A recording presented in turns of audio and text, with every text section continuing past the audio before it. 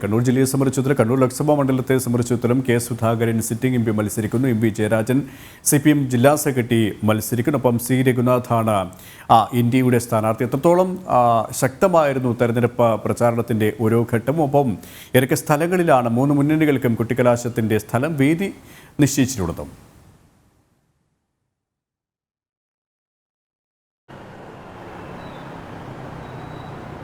KP എല്ലാ കാലത്തും ഇടതുപക്ഷം തങ്ങളുടെ സ്വാധീന സ്ഥലമായി കണക്കാക്കുന്ന ഒരു മണ്ഡലമാണ് കണ്ണൂർ. എന്നാൽ ഈ തെരഞ്ഞെടുപ്പ് ചരിത്രം നോക്കുകയാണെങ്കിൽ എല്ലാ കാലത്തും കോൺഗ്രസ് വിജയിക്കുന്ന ഒരു മണ്ഡലമായിരുന്നു ഈ കണ്ണൂർ. എന്നാൽ ഇത്തവണ അത് മാറി ചരിത്രത്തിൽ തന്നെ ആദ്യമായി ത്രികോണ മത്സരത്തിലേക്ക് എത്തിക്കാൻ എന്തായാലും BJPക്ക് കഴിഞ്ഞിട്ടുണ്ട്. നിലവിലെ MP കെ സുധാകരനാണ്. കെ സുധാകരനെതിരെ ഈ മണ്ഡലത്തിൽ വലിയ വിമർശനങ്ങൾ ഉയർന്നിരുന്നു. കാരണം മണ്ഡലത്തിൽ എത്തുകയോ അതോടൊപ്പം തന്നെ വികസന പ്രവർത്തനങ്ങൾ ഈ കണ്ണൂരിൽ എത്തിക്കുവാനോ എന്തായാലും സുധാകരന് കഴിഞ്ഞില്ലെന്ന വലിയ വിമർശനം നിലനിൽക്കുകയാണ്. അതിനെ ഉയർത്തിക്കാട്ടിയായിരുന്നു അതോടൊപ്പം തന്നെയാണ് NDAയും അതോടൊപ്പം തന്നെ LDFും പ്രചരണം ആരംഭിച്ചത്. LDFിനായി MV ജയരാജനാണ് മത്സരിക്കുന്നത്. ഈ ജില്ലയിലെ തന്നെ സെക്രട്ടറിയാണ്, പാർട്ടിയുടെ സെക്രട്ടറിയാണ്.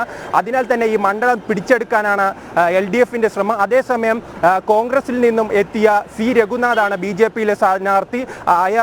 അദ്ദേഹത്തിലൂടെ ഈ മണ്ഡലം പിടിക്കാൻ കഴിയുമെന്ന പ്രതീക്ഷയിലാണ് എന്തായാലും BJP ഉള്ള. കാരണം കോൺഗ്രസിന്റെ സുധാകരന്റെ വിശ്വസ്തനായ ഈ നേതാവിനെ C രഘുനാഥനെ മണ്ഡലത്തിൽ എത്തിച്ചതിലൂടെ തന്നെ കോൺഗ്രസിന്റെ വോട്ടുകൾ ഉൾപ്പെടെ നേടി വിജയം നേടാമെന്ന പ്രതീക്ഷയിലാണ് കണ്ണൂരിൽ. എന്തായാലും BJPക്ക് കടന്നു ചെല്ലാൻ കഴിയാത്ത മേഖലയിൽ ഉൾപ്പെടെ രഘുനാഥിന് ഈ നാളുകളിൽ വലിയ സ്വീകരണമാണ് ലഭിച്ചത്. അതോടൊപ്പം തന്നെ മൂന്ന് പാർട്ടികളും തുടക്കത്തിൽ വികസന രാഷ്ട്രീയം പറഞ്ഞാണ് വോട്ട് നേടിയെങ്കിൽ പിന്നീടുണ്ടായ പാനൂരിലെ ബോംബ് സ്ഫോടനം CPMനെ പ്രതിരോധത്തിലാക്കി. നിലവിൽ ഈ അക്രമ രാഷ്ട്രീയം ചൂണ്ടിക്കാട്ടിയാണ് NDAയും അതോടൊപ്പം തന്നെ UDFും തെരഞ്ഞെടുപ്പ് പ്രചരണത്തിലുള്ളത്. അതോടൊപ്പം തന്നെ അവസാന കാലഘട്ടത്തിൽ നിലവിലുണ്ടായിരിക്കുന്ന കല്യാശ്ശേരിയിലെ കള്ളവോട്ടും നിലവിൽ CPMനെ പ്രതിരോധത്തിലാക്കിയിട്ടുണ്ട് KP.